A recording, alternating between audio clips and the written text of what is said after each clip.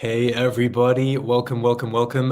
This is a super special keynote. I am very, very excited to join my good friend Ken.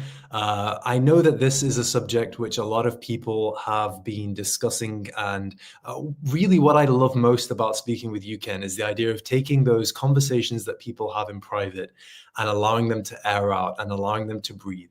And discussing AI at this point, given how transformative and how important it's become in the landscape of education and how much it's changed practically everything overnight. I think it's a perfect time to have this discussion. And we were just speaking as well, how this is all about the community. This is all about people sharing their thoughts, their ideas, their feedback, their concerns, and really just creating that space where people can breathe and share the things that they've been speaking about privately in the group DMs, the things that they may not post. But I'm really excited to see you again, Ken, and I'm really excited to welcome you to the stage. So I can see that there's like a bunch of people from all over the world joining us as always. Ken, do you recognize anybody from the chat today, or? So let's confirm you can hear me. I can hear you, yes. Yeah, good. Okay. And you can see me. I can Perfect. see you perfectly. I do recognize some names, so I say hello to everybody. Let me see. So it's midday for me. So good evening. I would even say good morning. In fact, let me cover the whole globe. Good morning, good afternoon, good evening. I won't say good night because that implies that it's That's over. a sign off.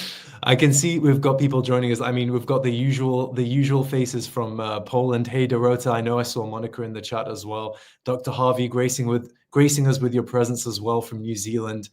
We've got Karima joining us, Bill from New Jersey, USA, Susanna from Macedonia, Mihaela from Romania. We've got Marilena from Romania as well, Ivana from Croatia, Marietta from Spain. I'm telling you, Ken, it doesn't get better than this, right? I know. And the thing is if we had the time, but it would eat up some of our time, I would do my best to say hello in all the different languages that I see here, or from, representations of the countries. Because as I'm looking, I'm like, I can probably cover at least 2/3 of them. But Oh, nice. If we had the time, I'd love to compete with you on that one.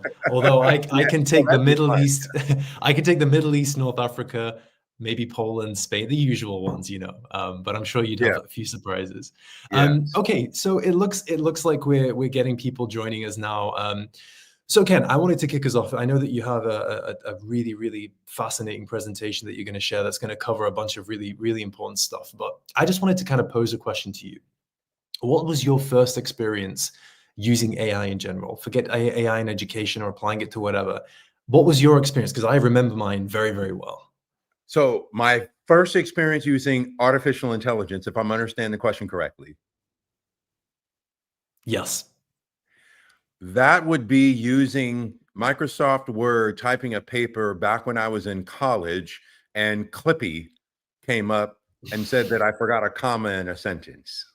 I didn't expect that answer. I mean, that was probably the evolution. Let us skip forward Yeah, that's just a early, few but that's years. why I said, we're talking artificial intelligence. Are we That's talking a about good point. generative artificial intelligence?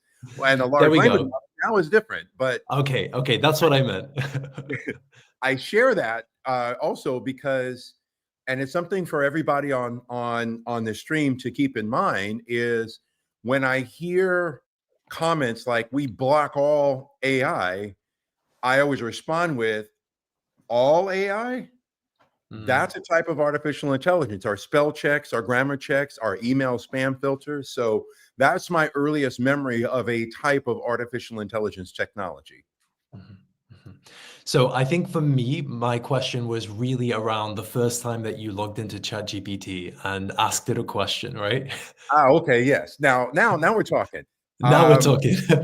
I want to say, if I could recall the exact date, it would be November 30th of 2022. Oh, wow. Wow, that Yeah, early. yeah. I, it's one of those things where a lot of educators, if you've had your finger on the pulse or ear to the rail with respect to technology, you kind of know when some things are potentially coming up. And so Yeah. I had heard about it. I kind of knew about it. I didn't know that much, but the minute that it became, the minute they turned the switch on for all of us to be able to interact with it, I was like, all right, time for me to go play. And so I went and did it. And of course, I just asked it some low-level questions like, Mhm. write. In fact, I want to say I picked like a book that I know is assigned in an English language arts curriculum that's been assigned for longer than it should be.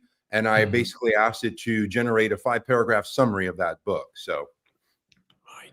and it did it, of course. Yeah. And I think that that's kind of what I'm getting at. Like for me, when I first used it, it took me like 5 minutes to really understand that the limitations that I thought that it would have just didn't exist, and that kind of it was scary, and it was almost like I knew that this thing that I was interfacing with was different, that it was kind of the same level of significance as when I first kind of, got online using one of those AOL tester CDs that you used to get for free. Yes. It felt the same, honestly. And like, I think that now, the speed at which things are progressing and the fact that AI has permeated absolutely everything and education's no exception leads us to the conversation that we're in today.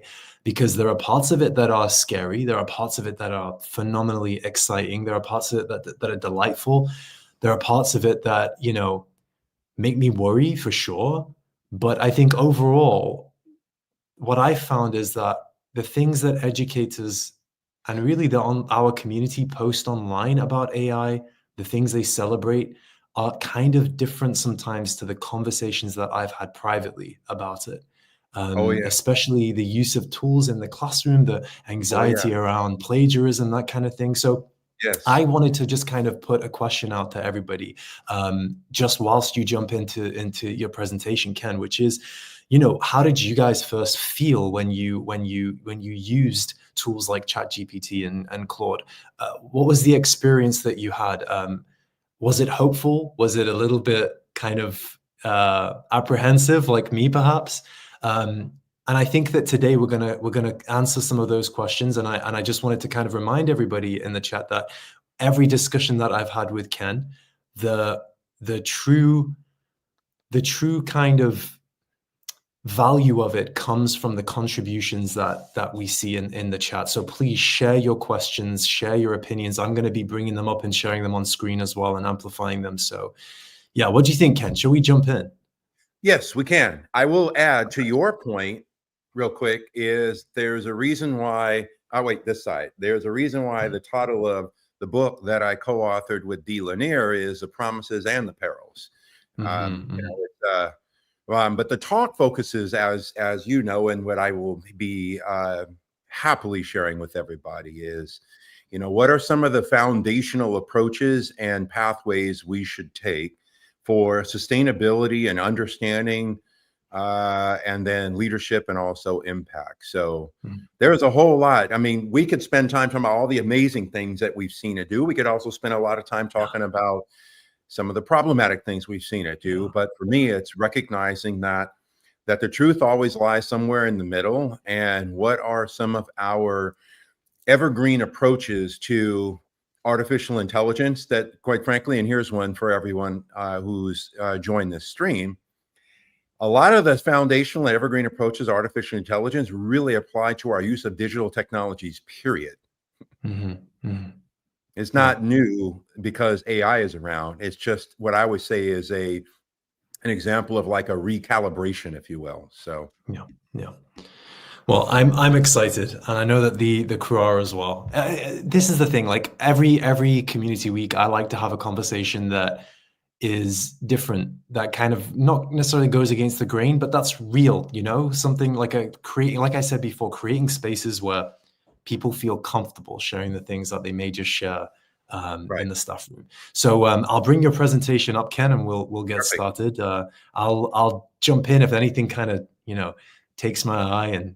Please do, and obviously grab whatever questions you have. So let me start off by thanking everyone for joining the live stream. I think this is a good opportunity for all of us, I might be presenting, but really this is the beauty of Wakelet Community Week, is the whole idea around it's all about the community. And to begin and share with you all, I'm a strong believer in a community approach to learning. I think, there's a proverb that I am always reminded of is you want to go fast, go alone. You want to go far, go together. And ultimately, that's the point around community, is recognizing that all of us are in different places and different contexts. And part of how we build a 360 perspective as well as a foundational and sustainable approach is to be able to do things like what we're doing now, and that is share time and space in community. So basically the whole idea around this talk, and I'll share with you all that I designed this to be only about 30 minutes because I do want, as Ms. Bashir, we want to be able to address and bring into our conversation some of the questions that you all have. But the whole idea here is to start to recognize the importance around these key areas. What is needed for us, as well as in support of our students, to become a literate, ethical, and impactful leader in the age of AI. And let me start off by qualifying the term leader. Leader is not synonymous with a title in a hierarchical structure. It is what we do. It's our actions, our values, the things that we encourage and empower others to do. You can lead without carrying a title, and some people that carry a title are not leaders. So the whole idea here is for us to start to recognize, one, the use of the terms and how they apply and how we can embrace them in the things that we think and the things that we do. And so what the whole idea around this is, what does it actually mean to lead in the age of AI beyond using tools or managing change? I understand, and I've been around ed tech this whole century. It's very easy to focus on the tools, the how-tos, and think in terms of, well, we got to manage change because some people are going to be into it and some people are not. And it's easy to feel like that's the case right now because of the fact that we're being told that we got to keep up with AI, that it's moving too fast, and a variety of other things that can create a sense of urgency in us. But it does mean that we have to recognize we got to start asking deeper questions and recognizing that leadership in this moment is not limited to the algorithmic acceleration, predictive automation, or the use of synthetic media. It's not about getting comfortable, it's about getting clear. And the whole idea is we have to be clear about what we teach, how we lead, the systems that we're teaching and leading in. Do they reinforce things that we have already done, or are there elements of those that we need to be resistant to? And then we also need to be clear about how power, identity, justice are built into every single decision we make around technology. It's the whole idea around recognizing that where we currently are in artificial intelligence is going to be a part of our future. As I shared earlier, it's also been a part of our past. So the three main areas or goals that I have for us in this talk are in the following: is to be a catalyst for thinking more clearly about where we are and what direction we're going. Also recognizing the need for our actions to engage in a higher degree of responsibility for what we're doing. And then finally, what does that look like to lead from an ethical lens?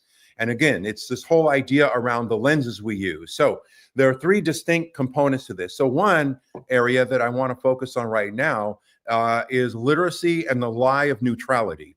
And it's this whole idea around the black box technology that it's neutral because it's tech and it's a bunch of ones and zeros, and that's couldn't be further from the truth. And so you're going to get, what's going to happen is I have three sections. Each section I'm going to introduce it. There's going to be a provocation. I'm going to share with what matters, share a story, and some reflection questions. So let's start off with a provocation here. AI doesn't just teach. It encodes, it embeds, it amplifies, and it often excludes. What happens when educators use tools that they don't fully understand in systems that don't question them? And that's the provocation. Why does that type of thinking approach matter? Well, I'll share with you all two distinct areas as to why even that matters. Why we need to understand the tools, we need to understand the systems that we're using in, and we need to understand how they operate. So the first one is the following, is a lack of literacy among educators can run the risk of creating unsafe, inequitable, and misaligned use of technology. I'll even share with you all this. Oftentimes, when I hear like, oh, well, we're using this tech, I always say, okay, so what was the vetting process to select that technology? What was the problem you were trying to solve or the learning opportunity you're trying to amplify? And then ultimately, what is the goals or what are your expectations on how you use the technology? And again, I'm mentioning this in the context of AI, but this really applies across the board. The other component to this of why it matters is that without a critical literacy, the education systems that use things like artificial intelligence and adopt it may reinforce bias and or strip students of agency. And then also, it might also strip educators of agency and efficacy. I would even ask you all, in terms of your use of artificial intelligence, whether it's you personally or what you've seen with others, what are the top 3 use cases for artificial intelligence? And then also, if you think about some of the marketing points or marketing messaging from certain platforms, what are they marketing primarily? Is it increase the efficacy of teachers or save you time? And if it's the whole idea is around time savings, then my response is always, yeah, you might be able to use it for certain areas, but let's actually take a look at what we're doing with the time that we have now. How often are educators' time being used for things that aren't essential to the jobs that we do and or aren't beneficial to the educators' growth? So I want to paint a scenario for you all, and I'm going to ask you all to consider the following. So here's a scenario. So I'm going to ask you, which of these 2 students do you want to be? And which of these 2 students do you generally see the most? Okay. So the first one, student A, they have AI tools that, first of all, they have access, AI tools enhancing their learning, providing personalized feedback, and opening doors. That's student A. Student B, they experience AI as a tool for automation and low-level tasks rather than a tool for empowerment and inquiry. Continuing on, student A is provided guidance and support on how to effectively navigate AI systems, including addressing bias along with ethical use. Student B, use of AI is often restricted to teacher discretion. Bias is often ignored or dismissed, and little to no ethical guidance is provided. So I ask, which of these 2 students would you want to be? And which of these 2 students do we likely see the most or we can anticipate represents the most? And here's the key in the context of this talk around leadership. A leadership decision was made that shaped each of these 2 students' experiences. So I would encourage you all, drop in the chat, which of these would you want to be? And of course, which of these do you tend to see the most? And that leads to the whole idea around what's really happening with respect to the conversations, application, and implementation around artificial intelligence.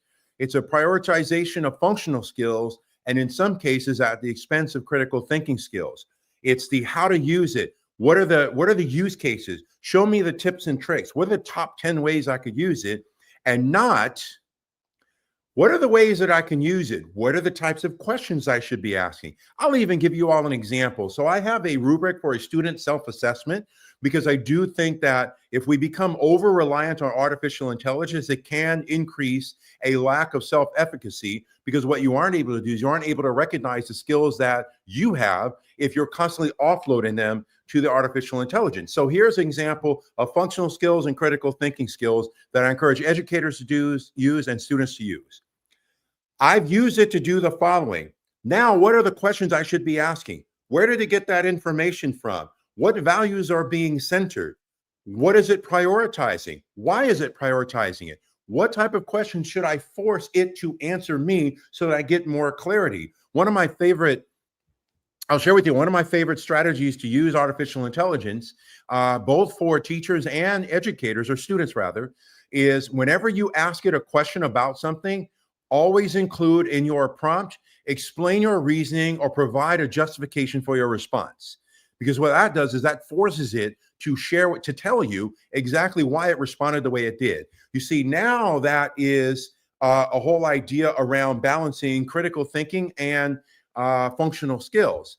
And the whole idea around that is, why is it important for us to go beyond the functional skills? It starts off with all the following: recognizing that AI can be deceptive, those platforms, especially your large language models, are designed to give you a response. It doesn't matter whether it's right or wrong. What matters is I need to persuade you that I'm giving you a response that you may believe is accurate and truth. Also recognizing the bias. Engagement over accuracy. There are sometimes it's very easy to expose the bias in these platforms. I've got a whole list of prompts I encourage educators to do that are how you can easily expose the bias. You have to keep in mind that if it is a technology platform, that means it's been subjected to human hands, which means the human hands who have decided it and designed it have implemented, or their values and their biases are going to be baked into these systems. It doesn't mean we don't use them. The whole idea here is how do I kind of find that balance between my functional skills and my critical thinking skills, recognizing that. Also, what does it look like for ethical use? It is not a neutral assistant. So how do I ethically and responsibly use it in ways that don't allow me to engage in cognitive offloading, and then also allow me to have it do some things that I myself can do, but more efficiently. Again, not striking that balance between efficiency and efficacy, and then going beyond the questions, asking it from different angles. If you get a response, say, what angle is this response from? Now provide two different perspectives to the same question. Again, this is the critical thinking skills. And then lastly, the auditing skills. Another strategy to share with you all I love to do, whenever you put a prompt into one of your large language models, copy and paste that exact same prompt into another one and do a comparative analysis of the results. Where are they similar? Where are they different? And the whole idea around this connects to this idea of, and I'm sure you all have heard it, is the use of the term AI literacy.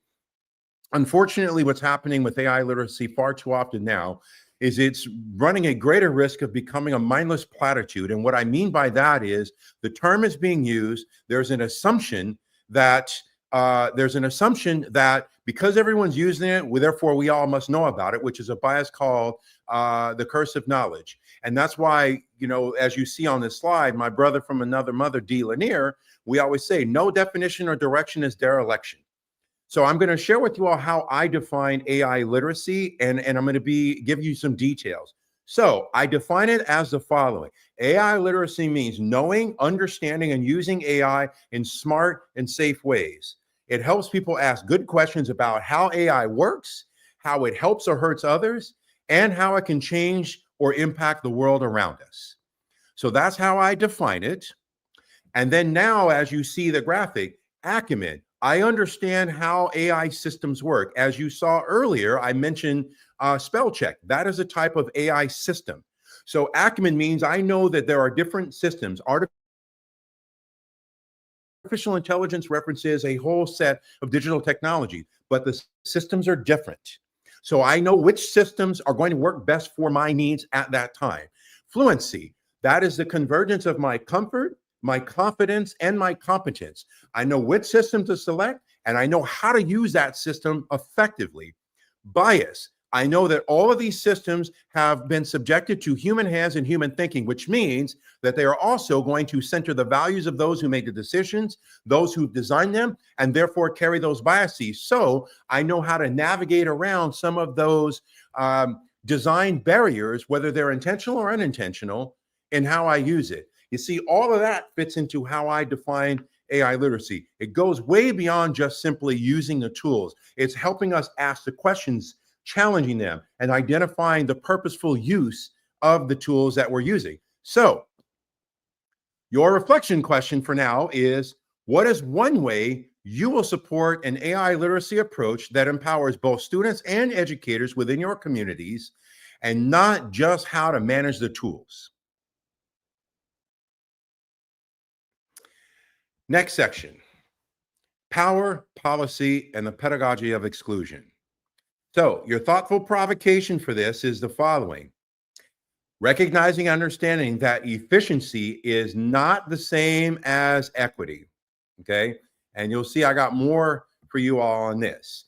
AI can be both a great amplifier and it can be a great divider. Which one of those two depends on us? Why does this matter? Well, here's your first example. AI tools are being used to automate, in some cases, harmful or ineffective practices. I've seen it. I've witnessed it firsthand. Let's use AI for grading. Well, if you think about it, what are the criteria we use for grading? And who's determining that criteria? Whose values are centered? Okay. Disciplinary surveillance. Here's a true story. I just heard this last week, actually, that some school systems are employing an artificial intelligence system in order for academic integrity. What they're doing is the system, you install it on your device, or you're required rather to put it on your device. There's a keyword there. And when you enable it, the camera turns on. And what it does is the camera tracks your eye movements, and the system will track your keyboard movements. And so, of course, my follow-up is, and exactly how does that help for learning, feedback, and support? Or is that disciplinary surveillance under the auspices of academic integrity? You think about antiquated pedagogical approaches. There was a research paper published back in April. Researchers at the University of Michigan and the University of Pennsylvania analyzed 3 different platforms on lesson plan design. And you know what they found? More often than not, the lessons that were designed were the following: heavily teacher-centered, teacher-directed. The learning cycle was task-oriented and repetitious, and the assessments prioritized rote, recall, and memorization. They had little to no student agency, little to no discussions or dialogic exchange, and little to no creativity in the context of that learning cycle. So all it did was replicate antiquated, and I would argue ineffective pedagogical approaches. And then, of course, when you think about some of the platforms, what are they prioritizing? Productivity metrics. And I'll even share with you all, busy does not equal productive. And so we have to keep that in mind. And also, here's the whole idea around this, is that without principled leadership, we risk institutionalizing inequity and exclusion at scale. And this is why, again, hopefully you all are seeing, I'm not opposed to AI at all. I use it myself, but we have to approach it with a degree of care, intentionality, and again, of course, the whole purpose of this talk, ethical leadership. And that means the following: efficiency versus efficacy. Are we even asking the right questions? Yeah, I might be able to do something faster, but what does it do for the efficacy of what I'm doing? What does it do for the impact? Also recognizing that automating ineffective practices will not improve outcomes. It's going to use historical data, and in many cases, those ineffective practices, or as you just saw, those antiquated pedagogies, all those are going to do is just automate something that has already been proven through research and practice to be ineffective in the first place. So now the next thing for you all is another scenario that I want to pose, and this is the whole idea around the map or the mirage. Okay, do we want to map forward, or do we look in and we're like, oh, there it is, and then you realize it's actually a mirage? And this is where I think it's important for us to develop a higher degree of self-awareness in the context of the artificial intelligence conversation. So scenario 1 is the following: you're looking for support on how to get from one point to another, and you would like for me to show you one route and only tell you about the cool and amazing things that you will see. One route and everything that's cool and amazing, and that's it. Scenario 2, you're looking for support on how to get from one point to another. You would like for me to show you all of the possible options so that you can choose. You also want me to show you which routes have barriers, dangers, and lead to dead ends. But you also want me to tell you about the cool stuff that you may see. These are your 2 scenarios, and I'll go back to which of these 2 is likely to be synonymous with the map, and which of these 2 is likely to be synonymous with the mirage. And feel free to drop in the chat which of those 2 scenarios.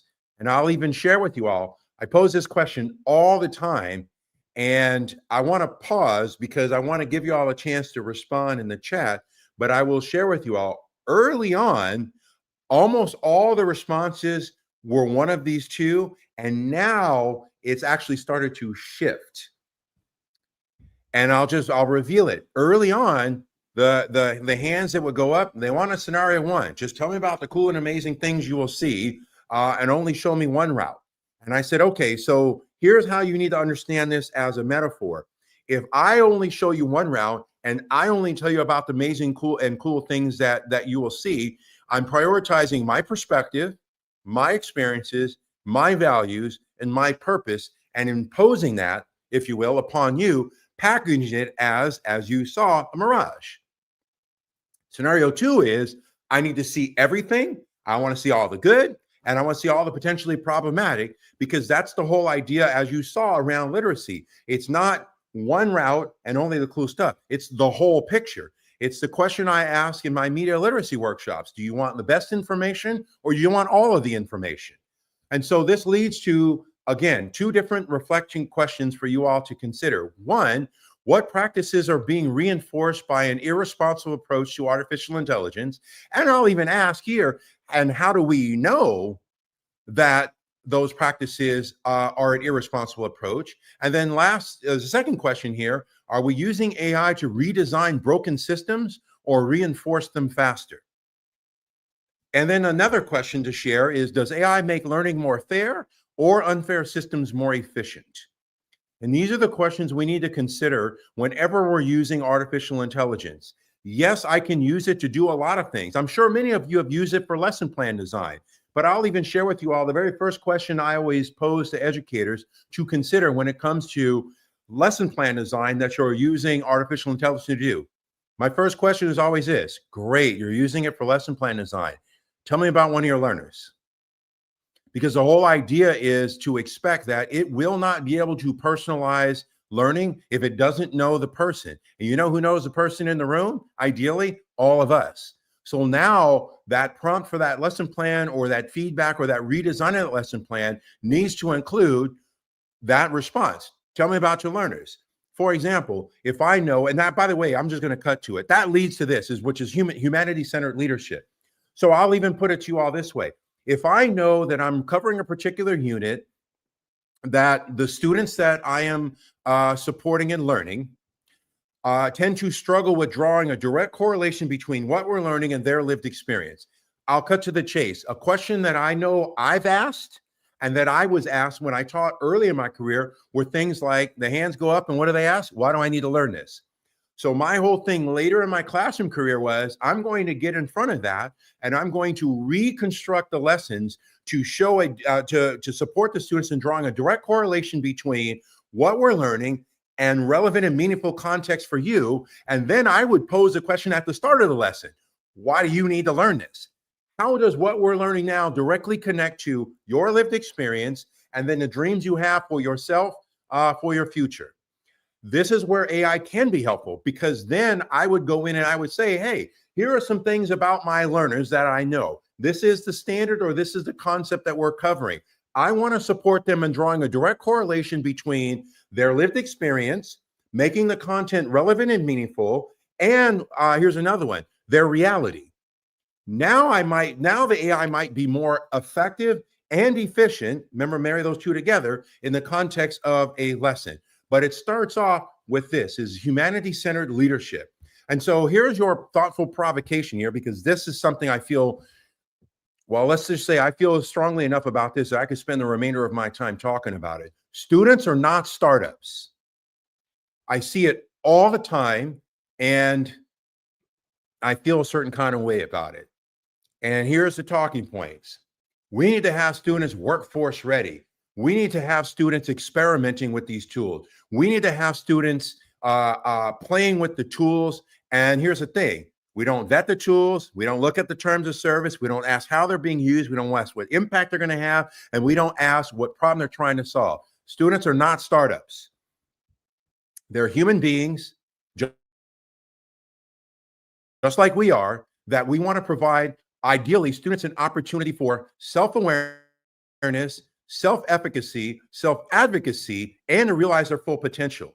Learning is not a product pipeline. And now here's my other one that I will push back on very hard, and I do. Gets me in trouble sometimes, but it's good trouble.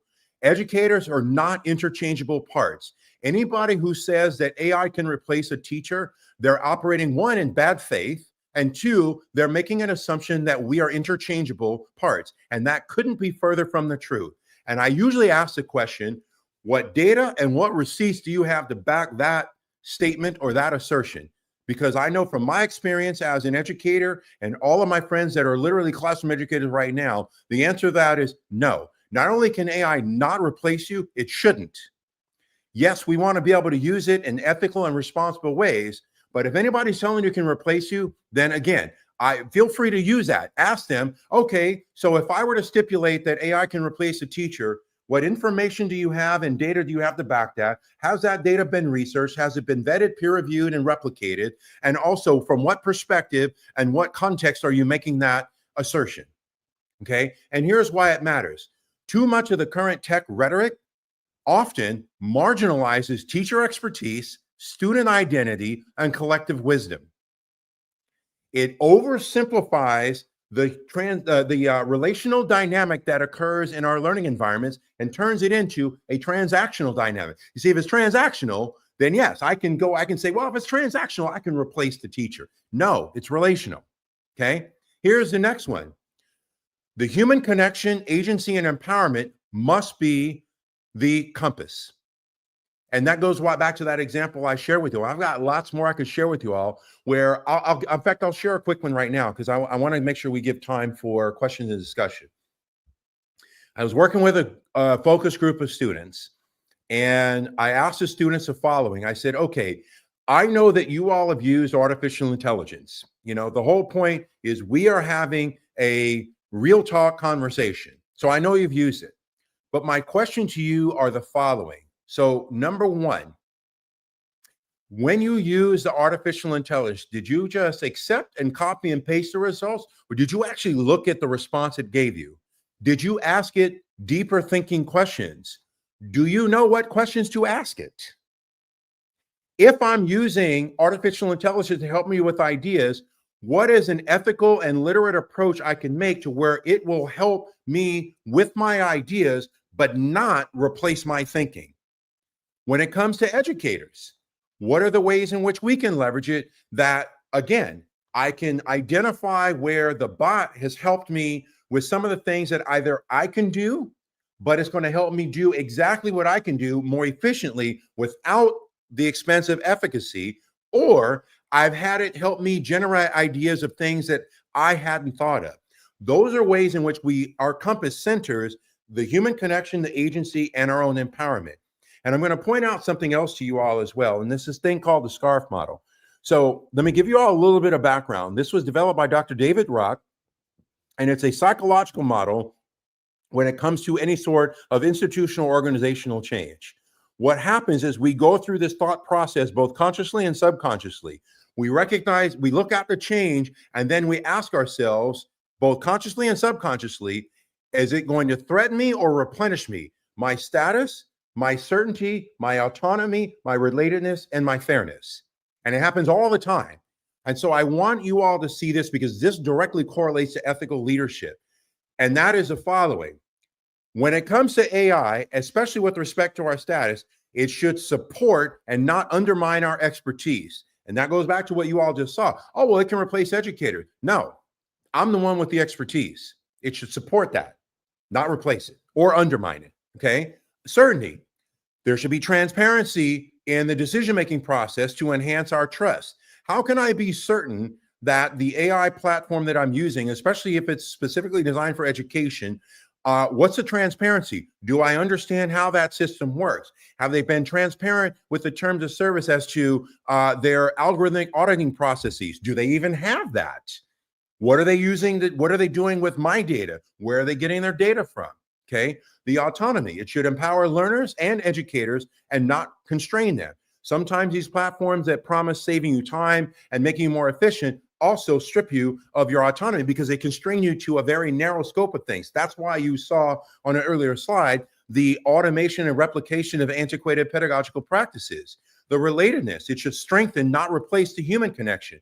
What are the ways that I can use AI to, again, if I'm going to stipulate that it'll save me time, then how might I be able to use it to not only save me some time, but now I can use that time to even better connect with my learners so that when I go back to the AI, I can even answer the question as I share with you all, like, tell me about one of your learners. Fairness, equity, inclusivity must be central to AI development. As you all saw, many of these systems, if we're not careful, and the way that they are designed, they will exacerbate, accelerate, and amplify some of the inequitable and exclusionary practices. And that's why we need to start asking the right questions around these. We also need to ask ourselves, how am I using it that centers accessibility, equity, and the opportunity for realizing full potential in all of my learners. So what does that look like? It looks like this. Institutional action, developing policies and procurement audits, and vision setting. What is the vision, mission, and purpose of using artificial intelligence? What policies exist that allow for us to make sure that there is cohesive alignment? How do we make sure that we develop an auditing process for the platforms we do? This is why I always encourage leaders, you should form an AI council. I don't call it a task force, I call it a council. Then a council should be made up of the entire, of representations from the entire education community, classroom educators across multiple departments, site administrators or leaders, adult caregivers, coaches, directors, okay? If you're in a school system that has a board, maybe at least one board member, you form a council, okay? Professional action, educator empowerment. Educators should receive feedback and timely and responsive staff development. This means that we have to do our best to reject the professional development that distills the use of artificial intelligence down to a bunch of tips and tricks and top 10 tips. That goes to scenario 1 you all saw, not scenario 2. And then for you all personally, it's continuous critical learning, modeling ethical reflection, and building community. The fact that you all are here on this Wakelet Community Week, that kind of touches on quite a few of these. It's us supporting each other by asking the critical questions, developing critical consciousness, sharing things like, I used it to do something, and then when I looked at it, it actually didn't really do that well. Or I used it to do this, and here's how I found it to be quite effective. And here's the reminder with this. This is not just about what AI can do, but it's what we choose to do with it. AI won't fix inequity, AI won't lead with justice, and AI won't care for our students. Only we can do that. And that starts off with recognizing that we have to be disruptive and we have to start inserting some of these critical questions. I call it getting in good trouble. Yes, we want to be able to use artificial intelligence ethically and responsibly. And yes, that means starting to ask some of the tough critical questions. What is the expectation of the platform? What is the impact that either it promises to do or that we can do with it? What type of professional growth supports do we need? What type of ethical leadership can we guide our students around? And so I'll leave you all with the last thing, and that is the following, is that AI won't write the future. It will be shaped by our choices about how we use it, who we listen to, and who is centered, and what we refuse to compromise. Literacy, ethics, and impact are not features, those are leadership. And it starts off with building community like we're doing here, sharing best practices, sharing impact, asking the tough questions, demanding transparency around platform design, platform implementation, demonstrating through ethical leadership and guidance, and modeling ethical use of artificial intelligence. I'm going to share with you all this last story, and then we can go to questions. When I've spoken at events and I've seen panels with students, and these are students from across pretty much all different grade levels, including higher ed. There's one common through line that I've noticed over the last probably about 18 months. In every single one of those panels, the students are asking for guidance and support on how to use artificial intelligence ethically and responsibly.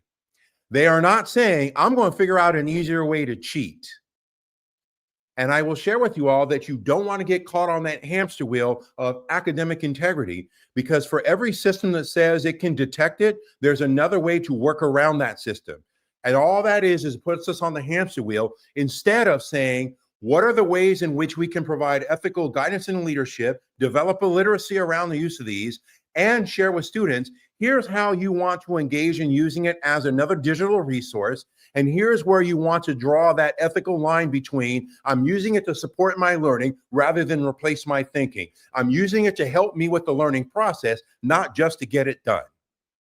So hopefully this has catalyzed some additional thoughts for you all. I know I threw out a lot of questions. I didn't even look at the chat because I'm looking at the camera, but Ms. Ba, hopefully you've got some questions that you can share here. And yeah, I honestly, Ken, I mean, like less questions and more just the like incredible response I think that we've got from our community here. I think for me, this has been an incredible session just because everyone has these thoughts and these kind of questions of their own, and hearing somebody of your stature and hearing somebody come on stage and talk about them, I think is so, so incredible. It's so validating. It's like when you have a feeling about something, but you can't express it, you can't quite put it into words. You don't have the language, I suppose, to talk about it. And I think the amazing thing here, and the session's not done yet, guys. We have like a 10 minutes, I think, and we'll probably be speaking about some other awesome stuff here. But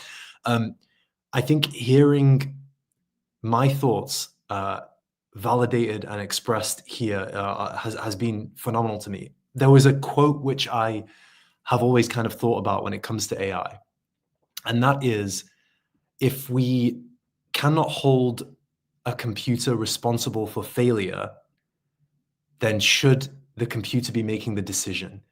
And those conversations that I have had in real life with educators, or either at conferences or over WhatsApp or just in my DMs, that quote kind of rings true for me, which is that teachers have kind of felt like AI has been a massive time saver for them, yet when it comes to putting it into practice in the classroom, that human element, the thing that makes them educators, that spirit of education, that knowledge, that expertise, you can't replicate that with a prompt. You can't replicate that with an output. And No, the thing that you spoke about earlier around the black box, I think is terrifying, that we don't know how these systems are really, we don't know what information they're getting their outputs from. We don't know whether they're verified, whether they're true. We don't know what biases are included in them. I mean, new things are being discovered every single day, and yet we're using them to educate our students. And I think I saw a session just earlier today, and if nobody's seen it, you should jump onto it and check it out, because it was a keynote, so it'll be on our YouTube, and it was the Merrills talking about how they can boost creativity through AI and using tools like Wakelet and Adobe and Canva. And they did something that just, man, it just clicked in my brain and it resonated so well. They took a Wakelet collection, something that has been human curated, something that an educator has put time and thought into, where the sources have been gathered in an intentional, deliberate way, paying close attention to the quality of them and how they're going to resonate with the students. right. And then taking that collection, marrying it with the time-saving qualities of AI, marrying it with those kind of processes that AI can help with. They took that, they put it into an AI model and said, hey, create a lesson plan out of this, create a quiz out of this. And the AI, to some degree, could use that scaffolding that's being created by a human to create something that is like the perfect marriage of both that human component and the AI. I'd love to kind of hear your thoughts on that, because I think at Wakelet, we've done a few things in AI, but they've really been around, we've kept them quite, there's no black box with the AI stuff on Wakelet. It's all around stuff that's already being curated by human beings, by educators on Wakelet. Right. I'd love to kind of get your thoughts on both the Yeah. quote and that kind of idea. Yeah, I mean, in using your example, so I mean, to me, my first response to that would be for everyone who is tuned in here and who ends up watching this later is, what are the ways in which you define creativity? I mean, even just starting off with that, yes, I could say I could take an entire Wakelet, a humanly curated Wakelet board that's centered around a topic, if you will, and I can do that. But I would also say, and that's where, and again, remember, and this is why I kept emphasizing efficiency and efficacy, because to me, it still goes back to the question of what am I using it?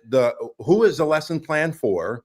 Who's in the room? What is the learning journey or process I want to take place? Is it an inquiry approach? Is it an investigative approach? Is it an argumentative approach? Is it just a fact-finding approach? Which kind of is investigative. But anyway, what is that learning process I want to occur? What are the hooks and or ways in which I can support the learners in drawing a direct correlation of the content to be relevant and meaningful? And then how do I want that process to unfold? Those are all going to go in that prompt. So again, it's humanly curated, but then I'm still going to do those things. And I'll even share with everyone here, to me, it's like, what are some of the more research-backed and effective pedagogical frameworks that you're familiar with? These systems are not going to just automatically draw upon those frameworks. We, the human, has to tell it, reference this. And so that's kind of where I would say, with what you just shared that they covered is like, yes, we can do all those things, But for me, the way I think, I'm going to go quite a few levels deeper Mm, around how I mm, use it. And then here's the thing. You want to talk about ethical leadership? I've literally done this. I've done it with students. I've said, okay, here's what I did. Now I want you all to take a look at it. Do elements of this resonate with you? Do you feel that this centers your agency and your ability to take ownership of learning in this context? Where are the gaps? You see, that's how you can start to build in. Again, if you think about the cycle, I'll even share, and probably everyone on here knows that there's this thing that I refer to, and it's not just me, but I refer to it as the AI learning death cycle. Teacher uses AI to create lesson. Teacher assigns lesson. Students use AI to do lesson. Teacher uses AI to grade lesson. Teacher uses AI for feedback. Boom, start over. yeah. That's the AI death. Where's the human? Yeah, yeah. I Correct. think that's what So I think that's what what I'm scares sharing at. me. Like, what are the ways? Again, I use it all the time, but I have a thinking process I do around. I'm not just going to accept what it tells me. Again, one of the strategies for me, I always, always, always, always, with all my prompts, explain your reasoning, justify your response, provide a rationale for your response, and include links that I can go to verify the credibility, authenticity of your response. I do any one of those things all the time, because that goes Mhm, back to how you all saw how I define AI literacy. I'm going to question it always. mhm, mhm. And what about like assessment, Ken? Like when students are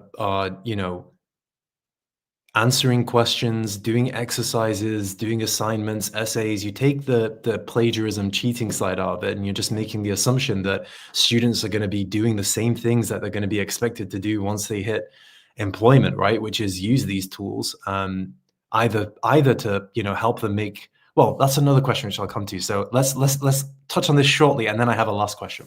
Okay. Um, where does assessment come into this? How do teachers effectively assess things when they're stuck in that AI death loop, as you say? I mean, it goes to first, let's start from a design perspective. What are you assessing and why? Mm, Okay. That's number one. Number two, for me, it's prioritizing the contextual synthesis of information. I'll give you an example. I've done this. Instead of having students read a book and provide a 5-paragraph summary, what I would do, and I don't even need AI for this, but just for the sake of the conversation, let's say I even use AI. I might go into the AI and say, for years, I've assigned the following book to students, and the assessment has been write a 5-paragraph summary about the book. I know that the book focuses on X central themes and or the dynamic between the protagonist and the antagonist, whatever the book's central through lines and themes are. Redesign this assessment to support the learners in identifying the more salient points of the book, but also correlating that to elements of their lived experience. And once you start including something like that into that assessment, AI can't write that for them, because that's mm, where you still center the human in it. I might do it for that. I might even say, I would even do things like say, okay, if you like, here's another one I would do. If I would attach, for example, the 6 stages of the inquiry cycle, and I would say, rather than having students regurgitate information, I want a comprehensive and scaffolded assessment in alignment with the 6 stage of the inquiry mm, cycle that focuses on this standard or this content area. And I want to do it in a way that supports students to be able to critically think and evaluate what they've learned and engage in higher degrees of metacognition that are central to the assessment. That's an mhm, example of what I would do. You see, now I can't go to the AI. And I do want to point out one thing in my final comment here is, far too often educators are being dragged into the conversation about academic integrity, cheating and plagiarism. And what I always say is, you don't want to get dragged into the minutia of that, because those are the particulars. What yeah, is the cognitive process that a student goes through that they reach a point where they make a conscious decision to engage in a behavior that can compromise their learning or may be detrimental to their learning? There's something that's missing that we call cheating, that I would say something happened along the way that now it's, okay, I'm willing to sacrifice a long-term benefit of this learning for a short-term gain and have the AI do this for me. And that's where I encourage educators to not get caught up in that hamster wheel of academic integrity. And that even involves me. I would even start asking the question, if you ever get to a point where you feel like you want the AI to do your work for you, come and talk to me. What direction were the directions not understandable? Are there resources you feel you need that we don't have? What are the ways in which we can ensure that the work that you are doing in the learning process still has you centered? And then now we might look at how AI may support you in that.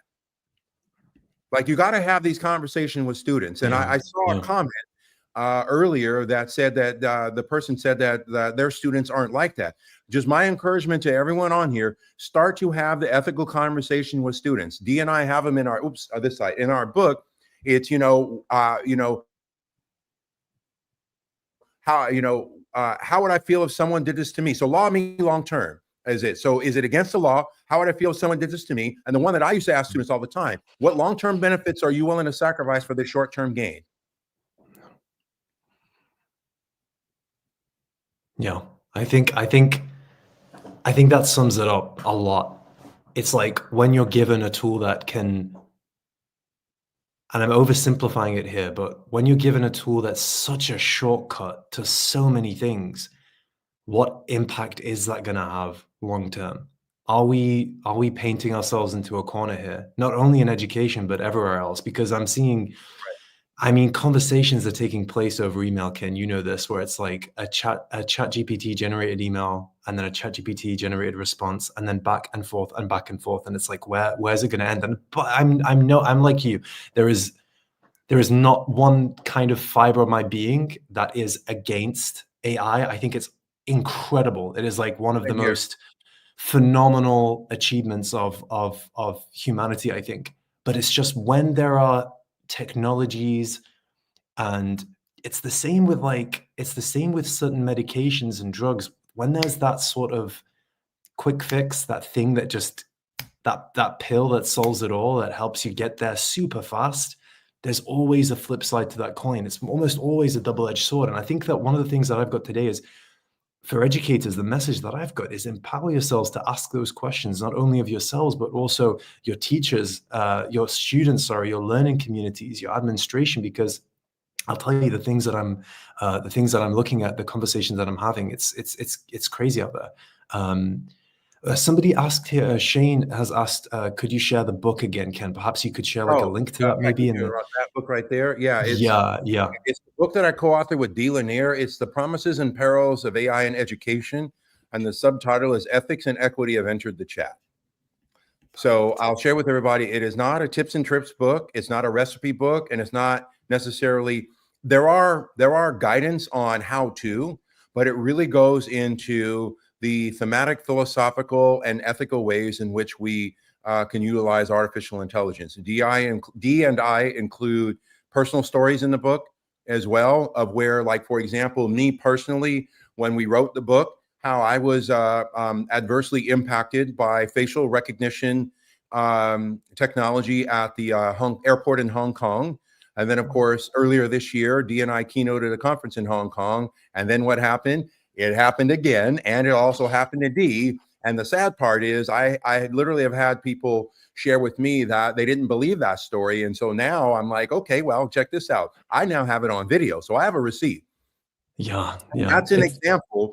But see that, if you think about it, I'm an adult who's consciously aware of how these systems work.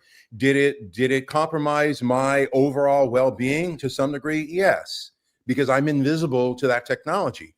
But imagine it doing that in ways that aren't so obvious to our learners. And this is why we have to ask all the right questions. This is also why we have to be judicious about how we use these systems.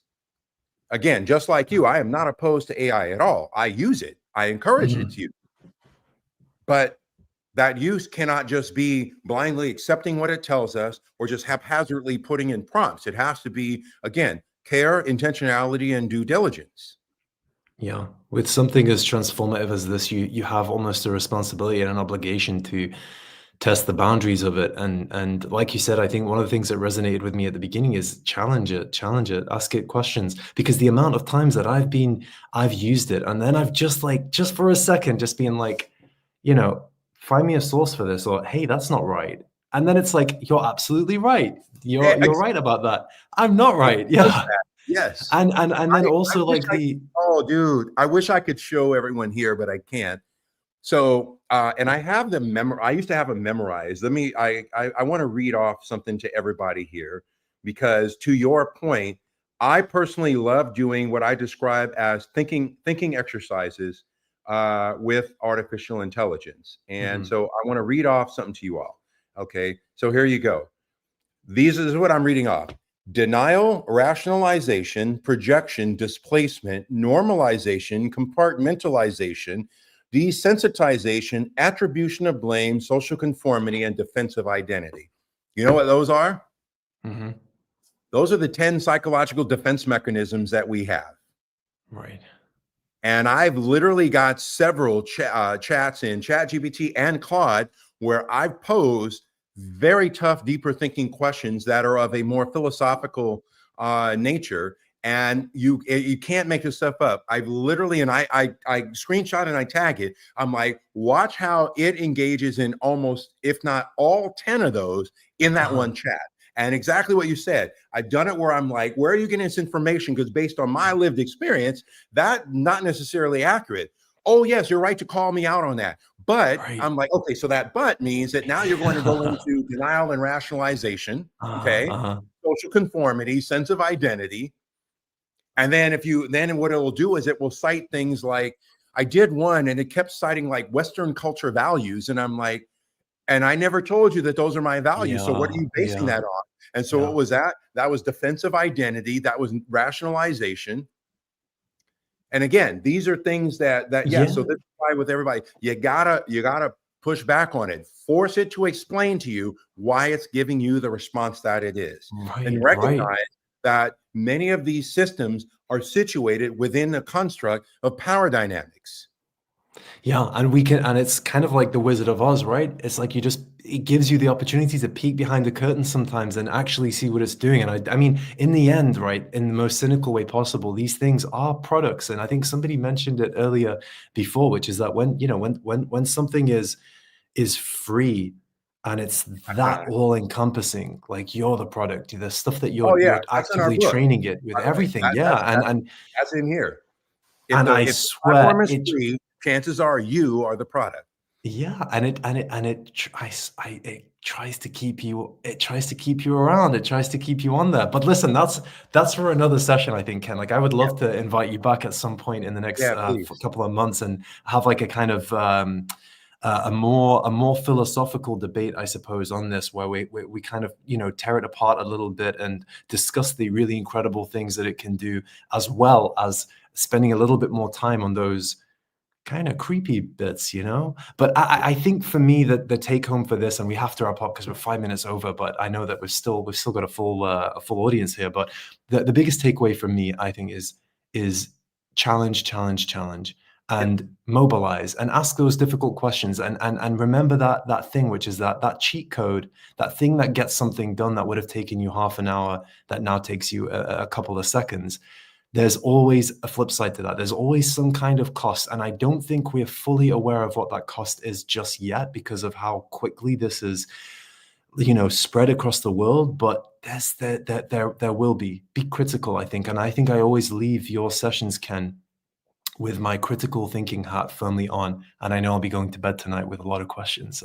I'll probably be DMing you. Thank you so much, Well, Ken. I'm known as a provocator, so I'll take it. And I That's mean, based that's on the comments in the chat, I'm grateful that you all joined, and please carry with you, if you're learning, your questions, um, and as you saw the slide, I mean, asking the questions. If someone says you're a troublemaker, then I choose to frame that as that's called getting in good trouble. Yeah, yeah, that's a medal that we wear with pride sometimes.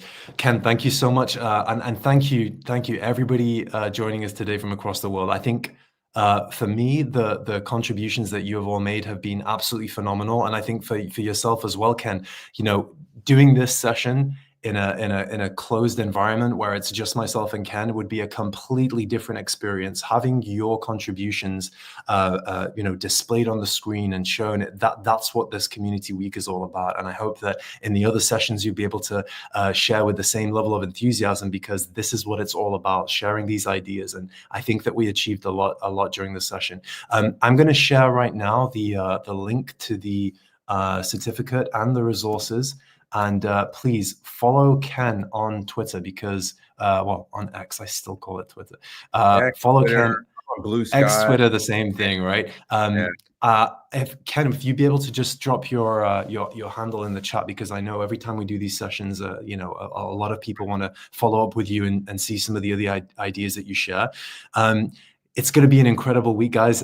Tomorrow we have the 12-hour live stream, coast to coast, from one end of the world to the next. We will be going to every single time zone with some of our most passionate ambassadors and community members from across the world, sharing their best practices, their techniques, and their ideas, sharing how they use Wakelet every single day in their school environment or personally. For me, it is the highlight of Community Week, because it truly showcases just how international this community is, and that's what it's all about in the end. Ken, my brother, thank you so much for another unbelievable session. I know that you like to catch up on the chat, so I'm going to leave the screen on for just a little bit whilst we're backstage. Keep the conversation going for the next 5 minutes, and then I'll play us out. Thank you very much. Thank you. Appreciate you. Thank you. Bye now. Bye.